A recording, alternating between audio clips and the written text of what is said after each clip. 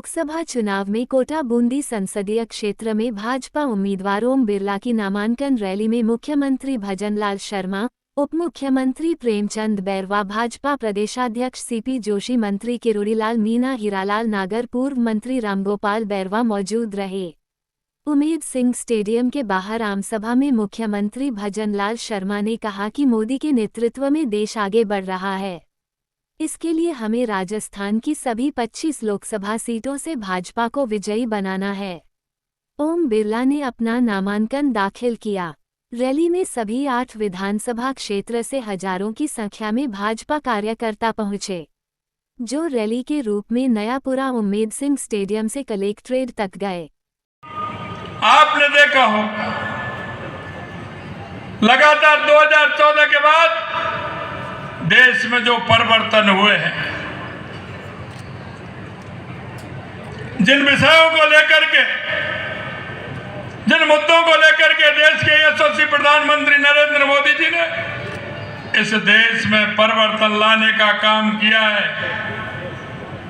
पूरे देश के अंदर एक अवधारणा बनी हुई थी कि राजनीतिक दल आते थे, चुनाव के अंदर झूठे वादे करके चले जाते थे, भ्रष्टाचार की कहानियां लिखी जाती थी, आतंकवाद से देश परेशान था, तुष्टीकरण के आधार पर देश को चलाते थे।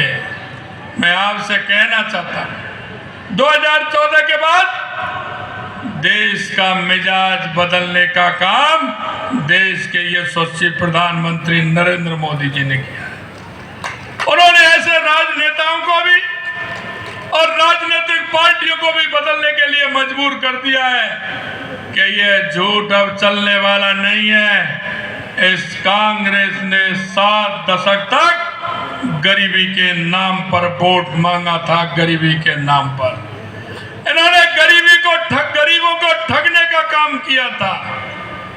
इन्होंने आखंड में कांग्रेस भ्रष्टाचार से डूबी हुई थी। अगर इस देश में कोई भ्रष्टाचार की जननी है तो वो कांग्रेस पार्टी है। इन्होंने हर जगह भ्रष्टाचार किया है। 2014 से पहले के अखबार आपने देखे होंगे। 2004 से लेकर के 2014 का शासन भी आपने देखा होगा। आए दिन भ्रष्टाचार की इबादत लिखी जाती थी। कितने बड़े भ्रष्टाचार होते थे। आतंकी आते थे, किसी भीड़ भाड़ वाले इलाके में बम फोड़ करके चले जाते थे, कई बस स्टैंड पर बम फोड़ करके चले जाते थे, कई रेलवे स्टेशन पर बम फोड़ के चले जाते थे, यहाँ तक कि शहीदों के सिर काट करके भी ले जाते थे। लेकिन वहाँ कांग्रेस की सरकार मौन बन करके देखती थी। मैं आपसे कहना चाहता हूँ, अगर पुरी और पुलवामा का अगर उन्होंने करने का एहसास किया तो देश के यशस्वी प्रधानमंत्री नरेंद्र मोदी जी ने उस सेना ने घुसकर जवाब देने का काम हमारी सेना ने किया। लाखों कार्यकर्ताओं की मेहनत, उनके कठिन परिश्रम से आज मुझे यहाँ पर पहुँचने के लिए जिन लोगों ने ये त्याग किया उनको भी मैं नमन करना चाहता हूँ। मेरे परिवारजनों, कोटा बूंदी संसदीय क्षेत्र मेरा परिवार रहा है।